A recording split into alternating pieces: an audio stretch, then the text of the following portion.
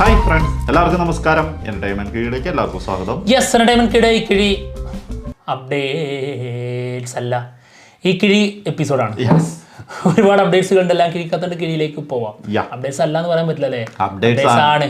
കിഴി episode full updates ആണ്. മത്സരമൊന്നും വേണ്ട, നമുക്ക് ഇന്ന് കിട്ടുന്ന കിഴികളില്ലേ അതിനെക്കുറിച്ച് ഭയങ്കരമായിട്ട് വാചാലരാകുക.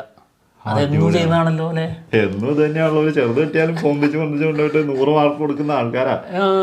എന്നിട്ട് ഇനി വാചാലത ഇല്ലാതെ പറയും, വാചാലരാകണം. Okay, first one rifle club. Aashiq കബു സംവിധാനം ചെയ്ത് പുറത്തു വരാനിരിക്കുന്ന സിനിമയാണ്. ഒരു പ്രത്യേക വൈബ് സാധനമാണെന്നുള്ളതാണ് നമുക്കതിൻ്റെ ക്യാരക്ടർ പോസ്റ്റേഴ്സൊക്കെ കണ്ടപ്പോൾ നമുക്ക് തോന്നിയിട്ടുള്ളത്. എന്തായാലും സിനിമ റിലീസിനെത്തുന്നത് ഡിസംബർ 19. പല സിനിമകളും വരേണ്ടിയിരുന്ന പല സിനിമകളും മാറ്റിയിട്ട് അവിടെ ഇപ്പൊ പുതിയ ടീമാണ് കയറിയിരിക്കുന്നത്. അതെ, തീർച്ചയായിട്ടും അടുത്തതും അങ്ങനെ ഒരു സാധനമാണ്. ED extra decent. ഓ, എന്നെ കുറിച്ചാണല്ലേ അല്ലേ? അടിച്ചതിന്റെ കാരണം ഞാൻ പൊളിക്കും. ഇടിയാണത്, ഇടിയല്ല. എന്താണെങ്കിലും ഏതാണ് ഇടി അല്ല. സിനിമ, അതായത് സുരാജ് വെഞ്ഞാറമൂട് പ്രധാന വേഷത്തിലെത്തുന്ന സിനിമയാണ്. സിനിമേന്റെ റിലീസ് ഡേറ്റ് ഡിസംബർ 20-നാണ് കേട്ടോ. 19 മാർക്കോനോട് എങ്ങനെയാണ് തിയേറ്റർ കിട്ടൂടോ? ഞാൻ അത് ആലോചിക്കണേ. മറ്റത് ഭയങ്കര പ്രശ്നം വരില്ലേ? അതെ അതെ അതെ, നോക്കാം. നോക്കാം. അതെ, ഓക്കെ. അടുത്ത കിഴി ഇത് പ്രൊഡ്യൂസ് ചെയ്യുന്നത് നമ്മുടെ സുരാജ് വെഞ്ഞാറമൂടിലെ പ്രൊഡക്ഷനിലില്ലേ, പിന്നെ ലിസ്റ്റിൻ സ്റ്റീഫൻ രണ്ടുപേരും കൂടി. ഓക്കെ, അടുത്ത കിഴി അറ്റ്ലി കമൽ ഹാസൻ സൽമാൻ ഖാൻ മൂവി. ഓക്കെ, ഇതിനെക്കുറിച്ച് വാചാലരായ പോരാ, സംഭവ ബഹുലമായിട്ടുള്ള ഒരു സ്ക്രിപ്റ്റാണ് അണിയറയിൽ ഒരുങ്ങിക്കൊണ്ടിരിക്കുന്നത് എന്നുള്ളതാണ് കേട്ടത്. സൽമാൻ ഖാൻ ഇതിൽ, അറ്റ്ലിയാണ് സ്ക്രിപ്റ്റ്.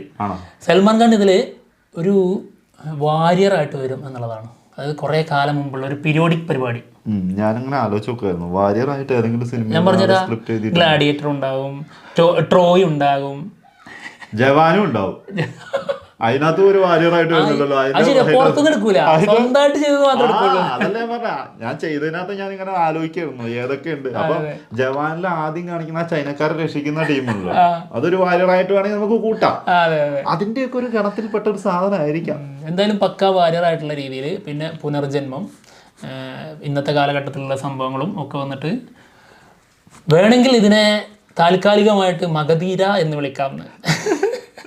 എന്റെ പൊന്നെ, എന്തായിരിക്കും പക്ഷെ പറയാൻ. മേക്കിംഗ് ഉണ്ട്, സ്ക്രിപ്റ്റിന്റെ കാര്യത്തിലാണല്ലോ നമ്മളിത് പറയുള്ളൂ. അതെ അതെ അതെ, മേക്കിങ്ങിന്റെ കാര്യത്തില് അറ്റ്ലി വേറെ ലെവലാണ്. ഇപ്പൊ ശിവല്ലേ, ശിവയൊക്കെ പണി വെച്ചത് കാണുമ്പോഴേ സത്യം അറ്റ്ലിന്റെ കാലില് വീണിട്ട് ആളോട് മാപ്പ് പറയാനാ തോന്നുന്നത്. ഈ സ്ക്രിപ്റ്റിങ്ങിന്റെ കാര്യത്തിൽ മാത്രം ആള് കുറച്ച് ഇങ്ങനത്തെ അവിടുന്ന് ആള് ചെയ്തതിനകത്ത് തന്നെ കുറെ എടുക്കും. പക്ഷെ മേക്കിങ്ങില് അതാണ് അത് ഒന്നൊന്നര ഐറ്റം ആയിരിക്കും. ശരിക്കും നടനെ എങ്ങനെ യൂസ് ചെയ്യണം, എങ്ങനെ നമ്മുടെ മുന്നിലേക്ക് ആ ഒരു വൈബോടെ അവതരിപ്പിക്കണം എന്നുള്ളത് അറ്റ്ലിക്ക് നന്നായിട്ട് അറിയാം.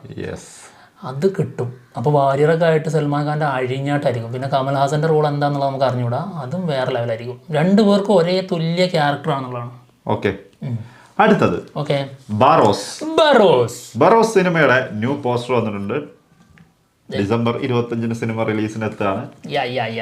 കാത്തിരിക്കുന്ന സിനിമ. ഓക്കെ, ലാലേട്ടന്റെ ഡയറക്ടർ വില്ലനായി അവതരിച്ച് മഞ്ഞിൽ വിരിഞ്ഞ പൂവേ. കഴിഞ്ഞു. രാജാസാബ്. പ്രഭാസ് നായകനായി വരുന്ന രാജാസാബ് സിനിമയിൽ ഐറ്റം സോങ്ങുമായി എത്തുന്നു ലേഡി സൂപ്പർ സ്റ്റാർ നയൻതാര. അത്ര പറഞ്ഞാൽ മതി, ലേഡി സൂപ്പർ സ്റ്റാർ എന്ന് പറഞ്ഞാൽ മതി, എല്ലാവർക്കും മനസ്സിലാവും. മനസ്സിലാവും. ധനുഷും നയൻതാര ഈ പ്രശ്നത്തിന് ശേഷമേ ഒരു കല്യാണത്തിൽ ഒരുമിച്ച് കണ്ടുകൂട്ടിയിട്ടുണ്ട്.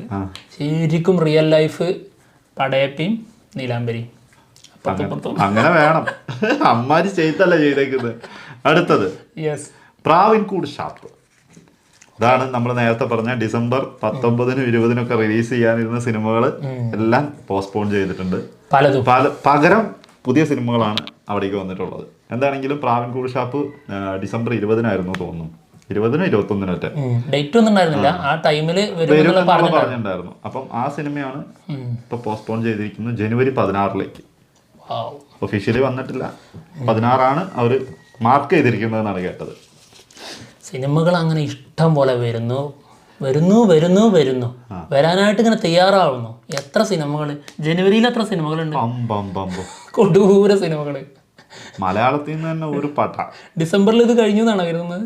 നോ, അല്ലെങ്കിൽ തന്നെ സിനിമ എന്തെങ്കിലും തീരുന്നു വിചാരിക്കുന്നു. അതില്ല, പിന്നെ അതിനെ കുറിച്ച് ചിന്തിക്കേണ്ട ആവശ്യമില്ല. പക്ഷെ ഇത്രയും വലിയ സാധാരണ സിനിമകളുടെ ഒരു വലുപ്പം നോക്കുമ്പോൾ വലിയ സിനിമകൾ മാത്രമുള്ള ഒരു അവസ്ഥ. ഇപ്പോൾ അതൊരു സത്യം. ഇപ്പൊ ഏത് സ്റ്റാറുകൾ അഭിനയിക്കുന്ന സിനിമകൾക്കും ഭയങ്കരമായിട്ടുള്ള പ്രതീക്ഷയും സിനിമകൾക്കും ഭയങ്കര വലുപ്പമാണ്. അതിനെ ഇപ്പം വേറൊരു കാര്യം കൂടെ ഉണ്ട്. ഈ സ്റ്റാറുകളുടെ സിനിമ മാത്രം കാണാൻ പറഞ്ഞ കാലഘട്ടം മാറി. ഇപ്പൊ നല്ല സിനിമ എന്ന് വല്ല അഭിപ്രായം കേട്ടോ, പോയിരിക്കും, കണ്ടിരിക്കും. പിന്നെ മേക്കേഴ്സിനൊക്കെ നോക്കി സിനിമ തെരഞ്ഞെടുക്കുന്ന ലെവലിലേക്ക് മാറി, അവിടേക്ക് എത്തിയിട്ടുണ്ട്. അവിടെയാണ് സിനിമ വലുതാവുന്നത്. ഇപ്പൊ വാഴയൊക്കെ അങ്ങനെ വലുതായതല്ലേ. തീർച്ചയായിട്ടും. അതേ ടീമിന്റെ മറ്റു സിനിമ വരുന്നുണ്ട്, ആരും മെയിൻറ്റെയിൻ ചെയ്യുന്നില്ല. ഇപ്പൊ പരാക്രമം വന്നു അറിഞ്ഞ പോലില്ല, അങ്ങനത്തെ ഒരു സിനിമയാണ്. എന്തായാലും അതിനെക്കുറിച്ചുള്ള അഭിപ്രായം നമുക്ക് അറിഞ്ഞുകൂടാ, ഞങ്ങൾ കണ്ടിട്ടില്ല കേട്ടോ. ഓക്കെ, എന്തായാലും അടുത്തത് വിടുതലൈ പാർട്ട് 2 സിനിമ റിലീസിനെത്തുന്നത് ഡിസംബർ 20-നാണ്. സിനിമയുടെ ഓഡിയോ ആൻഡ് ട്രെയിലർ ലോഞ്ച് നടക്കുന്നുണ്ട് നവംബർ 26-ാം തീയതി. അപ്പോൾ എന്തായാലും നമുക്ക് ഇതിന്റെ ട്രെയിലർ അന്ന് കാണാം. അടുത്തത് പാർട്ട് 2 RC-16 സിനിമയുടെ ഷൂട്ട് മൈസൂർ സ്റ്റാർട്ട് ചെയ്തിട്ടുണ്ട് കേട്ടോ. ബുച്ചി ബാബു സനയുടെ ഡയറക്ഷനിൽ സിനിമ വരുന്നതാണ്. റാം ചരൺ. ഞാൻ പറയൂല, നടിന്റെ പേര് ജാൻവി കപൂർ.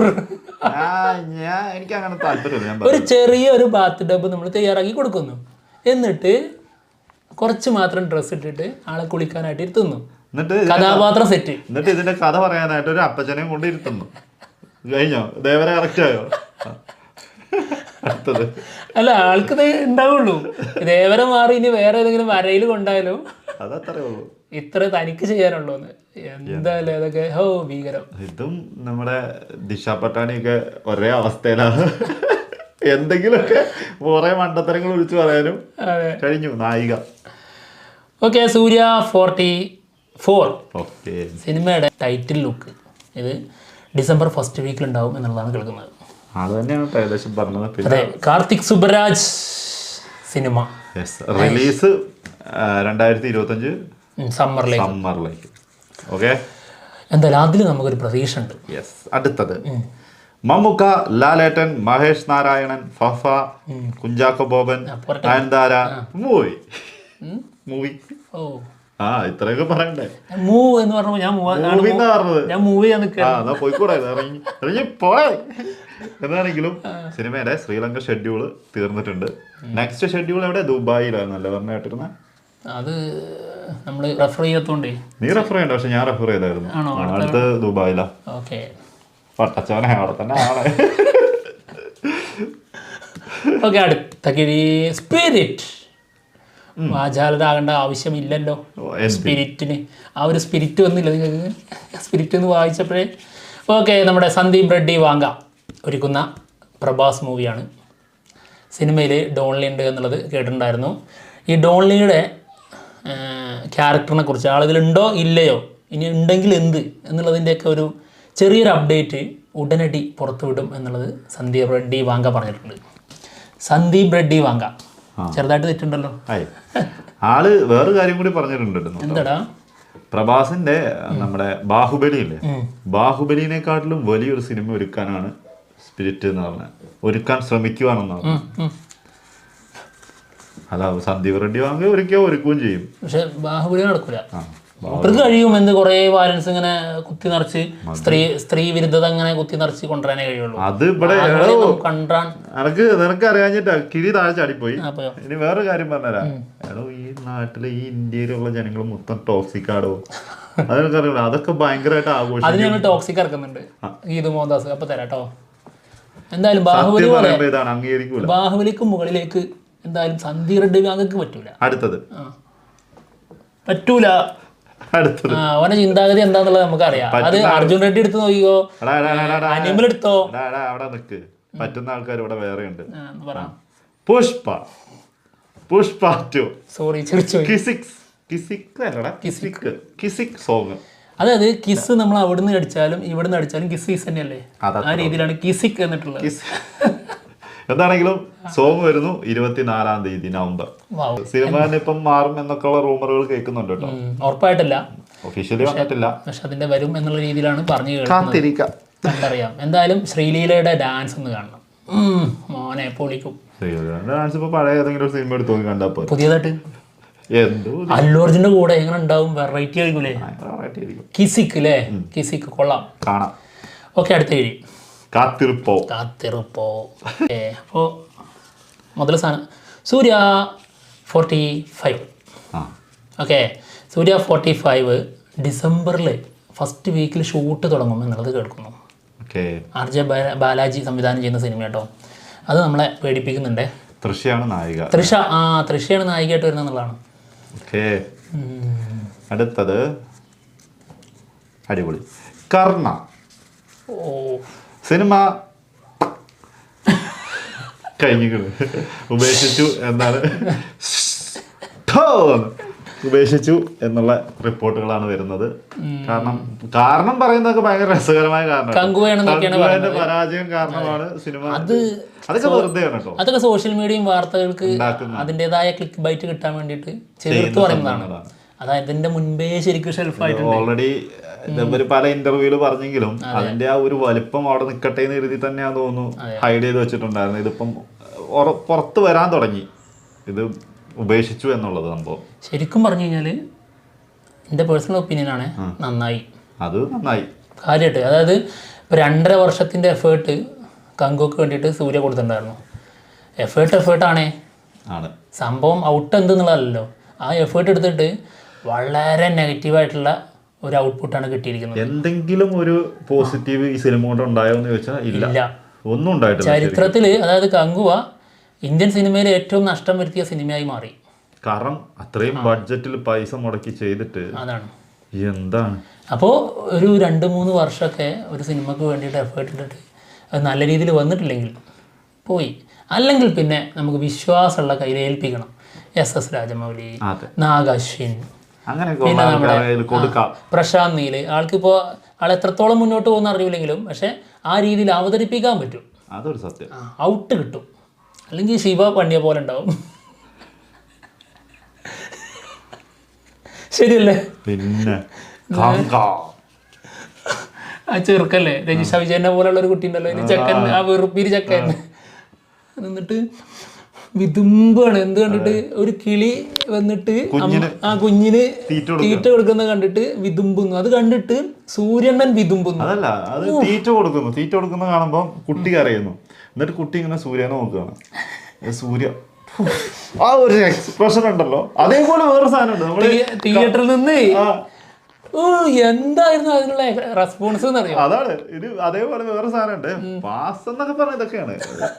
ഈ ചെക്കൻ കടലോരത്ത് കക്ക പറിച്ചോണ്ടിരിക്കുക, പറക്കിക്കൊണ്ടിരിക്കുക. അതൊക്കെ കാണുമ്പോഴത്തേക്കും അങ്ങോട്ട് ചാടും. നടുക്കടലിൽ പോയിട്ട് അടി പോയിട്ട് ശംഖൊക്കെ എടുത്തോണ്ട് വന്നിട്ട് ഓരോന്ന് ഇങ്ങനെ വിതറിയിട്ട് പോവാ. അതില് ചെക്കൻ പറക്കിക്കൊണ്ട് വരുമ്പോ ഇതെല്ലാം കാണാം. നിങ്ങൾ കണ്ടിട്ടുണ്ടാവും, പറഞ്ഞു തന്നെ. അപ്പൊ ഇത് കാണുമ്പോ ഓടി വന്ന് എടുക്കുമ്പോ സൂര്യ ഇങ്ങനെ, ചെക്കൻ കാണാതെ സൂര്യ മുന്നിലേക്ക് നടന്നു പോകും. എന്നിട്ടൊരു എക്സ്പ്രഷൻ ഉണ്ട് പുറകോട്ട്, ഒരു നിർവൃതി ആയൊക്കെ പറഞ്ഞ എന്റെ മോനെ ഭീകരം. സത്യം പറയാ, തിയേറ്ററിൽ നിന്നിട്ട് തൊലി ഇരിഞ്ഞു പോയി. സത്യമായിട്ടും അത് ഒരു പുല ബന്ധമില്ലാത്ത ചെക്കന് വേണ്ടിട്ടാണ്. മോശം. ഈ ചെക്കന് ഒരു തുള്ളി സ്നേഹമില്ല ഇങ്ങനോട്. ഇങ്ങനെ നടന്നിട്ട് മരിക്കുകയാണ്. സ്രാവ് കൊണ്ടുപോയപ്പോ കിട്ടിയ ആത്മസംതൃപ്തി ഉണ്ടായിരുന്നു. ഓക്കെ, അടുത്തത് ഭീകരായിരുന്നു കേട്ടോ. എന്ന് വരുന്ന കമന്റുകളുണ്ടാവും. അതന്നെ പറഞ്ഞത് ശരിയാണ്, പടം മോശമാണ്. നിങ്ങൾ എന്തിനാ പിന്നെ ഈ സിനിമയുടെ കാര്യം പറയുന്നതെന്നായിരിക്കും വരാൻ പോണത്. ഞങ്ങളുടെ അതേ വിഷമം തന്നെയാണ് ബ്രോ. ഇനിയും പറയും, ഞങ്ങളും അനുഭവിച്ചത് അത് തന്നെയാണ്. ഇനിയും പറയും. അതെ, ആജാതി സാറല്ലേ ചെയ്ത് വെച്ചുള്ളത്. അയ്യോ. അടുത്തത് നമ്മൾ അന്നിരുന്ന് പറഞ്ഞെന്താ, ഈ സോങ് ഒരിക്കലും, അതായത് തിയേറ്ററിൽ നിന്ന്, എല്ലാ തിയേറ്ററിൽ നിന്നും ഈ സിനിമ മാറിക്കഴിഞ്ഞതിന് ശേഷം ഈ സോങ് പുറത്തു വിടുള്ളൂ എന്നാണ്. പക്ഷെ അങ്ങനെയല്ല, ആദ്യം പുറത്തു വിട്ടു, രണ്ടാമത് നമ്മളൊന്ന് സംസാരിച്ചു. എന്നിട്ട് ഇവന്മാര് അപ്പോഴും അവരുടെ ബോധം അത്രയേ ഉള്ളൂ എന്നുള്ളത് അതിലുണ്ട്. അതെന്താണെന്നറിയോ, പാസം കാണിച്ച് ജനങ്ങളെ തിയേറ്ററിലേക്ക് കയറ്റുക പറഞ്ഞ പരിപാടിയല്ലേ. അത് ഈ സിനിമയിൽ ഇങ്ങനെയൊക്കെ ഇമോഷണൽ സാധനങ്ങളുണ്ട് എന്നുള്ളത് കാണിക്കാൻ വേണ്ടിയാണ് ആ സാധനം ഇട്ടത്. അതായത് അത് അവരുടെ പോസിറ്റീവായിട്ട് അവർ കാണുന്നു, നമ്മൾ അതിന്റെ ഏറ്റവും നെഗറ്റീവായിട്ട് കാണുന്നത് അതാണ്. പക്ഷെ ആ സാധനമാണ് അതിനകത്ത് ഏറ്റവും മോശമായിട്ട് വന്നേക്കുന്നത്. ഇവർക്ക് ഇതുവരെ മനസ്സിലായിട്ടില്ല. അതാണ് പ്രേക്ഷകർ ഒരു തളത്തിലും മറ്റൊരു തളത്തിലുമാണ്. രണ്ടും രണ്ട് വഴിക്കാണ്. അത് തന്നെയാണ് സിനിമക്ക് പറ്റിയുള്ളത്. ഓക്കെ, അടുത്തത് ടിനു പാപ്പച്ചൻ നെക്സ്റ്റ് മൂവി. സിനിമയിലേക്ക് ചെറുപ്പക്കാരെ തേടുന്നു അല്ലേ? അപ്പൊ പോകണല്ലേ? ചെറുപ്പക്കാരെ തേടുന്നു. അപ്പൊ പോകണ്ടേ? ചെറുപ്പക്കാരെ തേടുന്നു. അപ്പൊ നീ വരണ്ട, ഞാൻ ഒറ്റയ്ക്ക് പോയിക്കോളാം. ചെറുപ്പക്കാരെ തേടുന്നു. അപ്പൊ ഇവനില്ല, ഞാൻ ഒറ്റയ്ക്ക് പോയിക്കോളാം. അതെ, കൊമ്പ് കാണിച്ചു പോണ്ട, അവിടുന്ന് മാനം കെടും. ശരിയാ, ടിനുവിനെ പിന്നെ വിളിക്കും. അല്ലെങ്കിൽ ചോദിക്കും അനിയനെ കൊണ്ടുവന്നു. എവിടെ അനിയനെവിടെ? അനിയൻ അസേ ചേട്ടനാ സാറേ എന്നെ കൊണ്ടുവന്നേന്ന് ഞാൻ പറയുള്ളൂ. അല്ല ഞാനല്ലോ, അല്ല ഞാൻ ആ വഴിക്കില്ല. അതായത് ചെറുപ്പക്കാരൻ എന്നുള്ള രീതിയിൽ ആ ഒരു മൈൻഡിൽ പോകുന്നവനാണ്. എന്നെ ഇവിടെ തന്നെ ഇരുത്തി കളഞ്ഞല്ല ആള്. നീ കറക്റ്റ് ആയിട്ട് അപ്ഡേഷൻ ഒക്കെ കൊടുത്ത് കറക്റ്റ് കൊടുത്തോണം. ഞാൻ കേറി കഴിയുമ്പോ കൊടുത്തേക്കണം. അത് അപമാനിക്കപ്പെട്ടെങ്കിൽ മാത്രം എന്നെ അറിയിക്കണം, എങ്കിൽ മാത്രമേ അത് കൊടുക്കുള്ളൂ. അല്ലെ പിന്നെ നിനക്ക് അവസരം കിട്ടിയില്ല, ഞാൻ എന്ത് സന്തോഷിക്കണം? അതിലിപ്പോ എനിക്കെന്താ ഉള്ളത്? നിങ്ങൾക്ക് വല്ല സന്തോഷം ഉണ്ടോ? അത് ഞാൻ ചിന്തിക്കാൻ പറഞ്ഞു. ഇവന്റെ സ്വഭാവം വൃത്തിയായിട്ടതാണല്ലോ, അതിലേക്ക് ഞാൻ എത്തിയില്ലായിരുന്നു. എന്തായാലും താല്പര്യമുള്ള ആൾക്കാരൊക്കെ കോണ്ടാക്ട് ചെയ്തോളാം. ഒരുപാട് പേര് നമുക്കറിയാലോ സിനിമയിൽ അഭിനയിക്കാനൊക്കെ ആയിട്ട് പാഞ്ഞു നടക്കുന്ന ആൾക്കാരുണ്ട്. ചെറിയൊരു സിനിമ അല്ലട്ടോ, പറയാനുണ്ട്. അതല്ല, പിന്നെ അതാണ് സിനിമ, ഭീകര സിനിമയാണ്. പിന്നെ ടിനു പാപ്പച്ചന്റെ ഡയറക്ഷനാണ്, ഒക്കെ ചിന്തിക്കേണ്ടതാണ്. എല്ലാരും പോവുക, പോയി താല്പര്യമുള്ളവര് ചെന്നോളാം. ചാവേറായി വരിക. ചിലർ ഒരു ചാവേർ കൂടെ റെഡി ആയിട്ടുണ്ട്. അടുത്ത ആരാ നിങ്ങൾ സെലക്ട് ചെയ്തത് അല്ലേ? അപ്പൊ എന്തായാലും ഞങ്ങൾ പോവാണ്. മറ്റുള്ള വിശേഷങ്ങളുമായിട്ട് ഉടനെ തന്നെ വരാം. ചാവേർ പോലെ ആയിരുന്നു അല്ലേ? അതെ, നല്ല സിനിമ ആയാൽ മതി. ബൈ.